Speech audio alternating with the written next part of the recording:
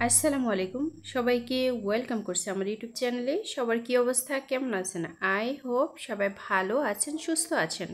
আমিও আলহামদুলিল্লাহ ভালো আছি। আজকের ভিডিওটি খুবই সুন্দর, দেখতে থাকুন।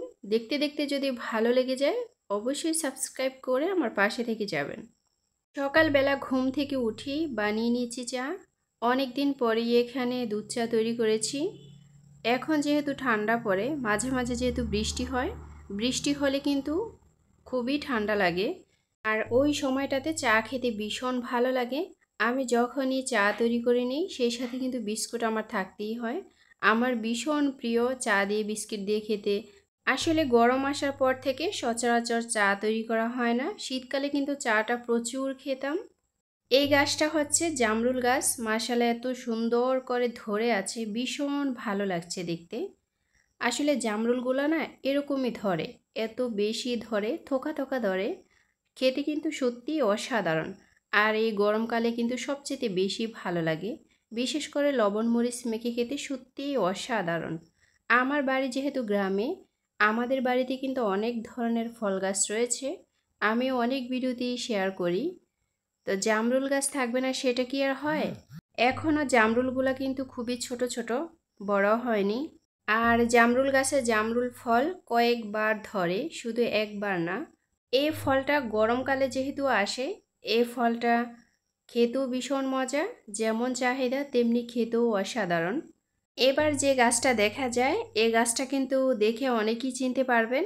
অনেকের ছাদ বাগানে কিন্তু এটা রয়েছে, যাদের অল্প জায়গা আছে তাদের বাড়িতেও কিন্তু এটা রয়েছে। এটা কিন্তু খুবই কমন।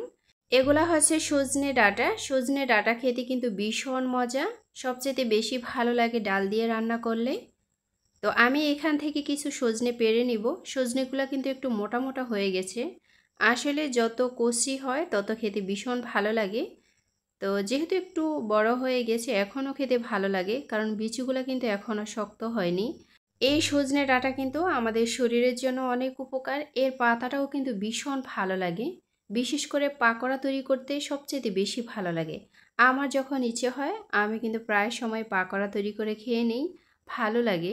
আসলে গরম গরম খেতেই সবচেয়ে বেশি ভালো লাগে। আমি অনেক ভিডিওতে কিন্তু শেয়ার করেছি, আপনারা চাইলে আমার পূর্বের ভিডিওগুলো দেখতে পারেন। আসলে সজনে গাছটা যেহেতু একটু বড়, পাড়তে কিন্তু একটু কষ্ট হচ্ছে। আর সজনের ডালগুলো কিন্তু খুবই নরম, হালকা একটু চোট খেলেই কিন্তু ভেঙে যায়।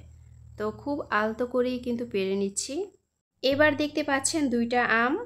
এই গরমের ভেতরে আমের ভর্তা খেতে সত্যিই অসাধারণ। আমাদের বাড়িতে কিন্তু অনেক আম রয়েছে, এর ভিতরে নতুন একটা গাছে মাত্র দুইটা আম ধরেছে। তো সেই দুইটা আমি মূলত পেরে নিয়েছি ভর্তা তৈরি করে খাওয়ার জন্য। আর আম দুইটা মাশাআল্লাহ খুবই বড় বড়, আর ভিতরে কোনো পোকা নেই, তবে হালকা একটু টক লাগছে, সেই সাথে মিষ্টি। আর এখনকার আমের ভিতরটা কিন্তু একটু লাল কালারই হয়, খেতে মিষ্টি মিষ্টি লাগে। তো ভর্তা তৈরি করে খেলে ভীষণ ভালো লাগে। আমি যখনই ভর্তা তৈরি করি তখনই সাথে একটু চিনি অ্যাড করে দিই, সত্যি খেতে অসাধারণ। আমের কিন্তু প্রায় শেষ সময়, আম কিন্তু শেষ হয়ে যাচ্ছে। আর আমের ভর্তাটা সবারই কিন্তু পছন্দ, এমন কেউ বলতে পারবে না যে আমের ভর্তা না খায়। তো আমি আমগুলোকে সুন্দরভাবে কেটে নিয়েছি। এবার আমে কিন্তু হালকা মরিচ দিয়েছি, সেই সাথে স্বাদ মতো লবণ, সেই সাথে চিনি। আর চিনি দিলে কিন্তু আমের স্বাদটা দ্বিগুণ বেড়ে যায়। আর আজকে কিন্তু কোনো সরিষার তেল ব্যবহার করব না। অন্যান্য সময় কিন্তু ভর্তাতে সরিষার তেল দেই, সাথে কিন্তু লেবু পাতা দেই। লেবু পাতা দিলে কিন্তু সুন্দর একটা স্মেল আসে। তো সময় যেহেতু খুবই কম, আজকে কিন্তু শর্টকাটে তৈরি করার চেষ্টা করছি। আসলে হাতে যখন সময় না থাকে তখন কিন্তু এরকমই করি। আমার বাড়ি যেহেতু গ্রামে, আমার বাড়িতে কিন্তু প্রচুর কাজ, আমার প্রচুর কাজ করতে হয় সব সময়। আর আমি কিন্তু খুবই পরিশ্রমী, পরিশ্রম করতে ভালোবাসি। আসলে অলসতা কখনোই সাফল্যের মুখ দেখায় না, আপনি যতই পরিশ্রম করবেন ততই কিন্তু সাফল্য অর্জন করতে পারবেন। অফ ক্যামেরায় আমি সজনে ডাঁটাগুলো কেটে নিয়েছি। আর সজনে ডাঁটাগুলো কাটতে না একটু সময় লাগে, যেহেতু আঁশ আস্তে আস্তে করে ফেলে তারপর কাটতে হয় ডাঁটার মতো করে। তো আমি আস্তে আস্তে করে কেটে নিয়েছি। আর মাশাআল্লাহ অনেকগুলোই কিন্তু কেটে নিয়েছি। আমরা যদিও মানুষ অল্প, কিন্তু আমার আশেপাশে যারা আছে সবাইকে দিয়ে কিন্তু খাবো। আসলে গ্রামের মানুষেরা কিন্তু সজনে ডাঁটা পছন্দ করে খুবই কম, খাওয়া হয় খুবই কম। দেখতেই পেয়েছিলেন ভিডিও শুরুতে সজনেগুলো কিভাবে ঝুলে আছে, ভীষণ ভালো লাগছে। ওই যে খাওয়া হয় না, আসলে মানুষ তো জানে না যে এটাতে কি রয়েছে, এটা আমাদের শরীরের জন্য কতটা উপকার। তো গ্রামে এমনিতেও শাকসবজির কোনো অভাব নেই, তারপরে সজনে ডাঁটা আমি কিন্তু প্রায় সময়ই খাই। এর আগেও কিন্তু একটা ভিডিওতে শেয়ার করেছিলাম। তো এখানে নিয়েছি হ্যানেল বা মাসকলাই, যে যেটাই বলেন না কেন। তো এই ডালগুলোও কিন্তু আমাদের ক্ষেতের ডাল। আমি অনেকটি ভিডিওতে শেয়ার করেছিলাম এই ডাল তোলা থেকে শুরু করে ডাল কিভাবে সংরক্ষণ করি, কিভাবে শুকিয়ে বিচিটা বের করে নিই, অনেকটি ভিডিওতে আমার শেয়ার করা। আর এই ডালটা খেতে ভীষণ ভালো লাগে। আসলে নিজের হাতে তৈরি করা সব জিনিসই কিন্তু সুন্দর হয়, খেতে ভীষণ ভালো লাগে। তো আজকে মাসকালাই অথবা হ্যানেল, যে যেটাই বলেন না কেন, যে যে নামেই চিনে, আজকে সেটা দিয়ে রান্না করতেছি।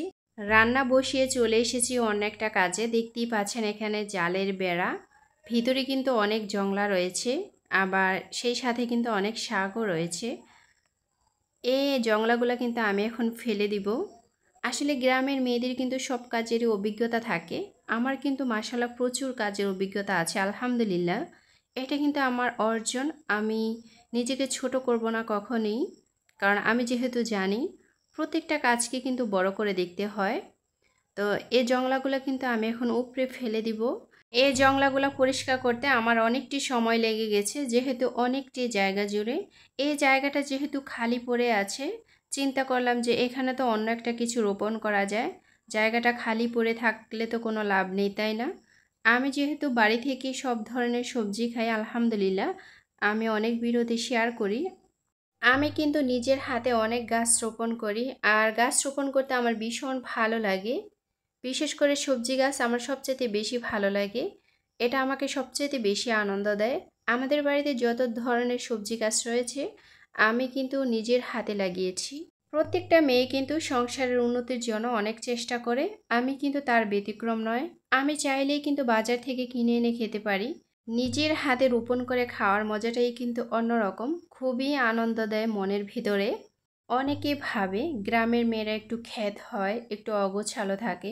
আসলেই কিন্তু ঠিক, কারণ গ্রামের পরিবেশটাই কিন্তু এরকম। আর সব মেয়েরাই যে খ্যাত হয় তা কিন্তু না। অনেক মেয়েরা কিন্তু খুবই সুন্দর জীবনযাপন করে, আবার অনেকের সুন্দর জীবনযাপন থাকার পরেও কিন্তু তারা অন্যরকম জীবনযাপন করে। গ্রামের মানুষ যতই না সুন্দর পরিবেশ থেকে বিলং করে, তারপরেও সামাজিক যে একটা কালচার থাকে, ওই কালচারটা কিন্তু তার ভিতরে পাওয়া যাবে। তার ফ্যামিলি থেকে যদিও সে না পায়, কিন্তু তার আশেপাশে যারা আছে তাদের থেকেও কিন্তু সে শিখে নেয়। আসলে হাতে ধরে কিন্তু কেউ কখনো কাজ শিখে না, দেখতে দেখতেই কিন্তু কাজ শিখে যায়। এই জংলাগুলো উঠাতে আমার অনেকটাই সময় লেগে গেছে, তারপরও মাশাল্লাহ আমি কিন্তু সক্ষম হয়েছি। একদম ফ্রেশ করে নিয়েছি, দেখতেই পাচ্ছেন খুবই সুন্দর লাগছে এখন। এর আগেও কিন্তু সবুজে ঘেরা ছিল, তখনও কিন্তু ভীষণ ভালো লাগছে, এখনও কিন্তু ভীষণ ভালো লাগে। এখন জায়গাটা যেহেতু ক্লিন করে নিয়েছি, এবার অনেকটা চারা এখানে রোপণ করে দিব। আমার প্ল্যান হয়েছে এখানে আমি ঢেঁড়সের যে বিচি, ওই বিচিগুলো রোপণ করব। দেখি কতটুকু সক্ষম হতে পারি। নেক্সট কোনো ভিডিওতে আবার আপনাদের সাথে শেয়ার করব। আজকের মতো এখান থেকে বিদায় নিতেছি। সবাই ভালো থাকবেন, দেখা হবে পরের কোনো ভিডিওতে। আসসালামু আলাইকুম, আল্লাহ হাফিজ।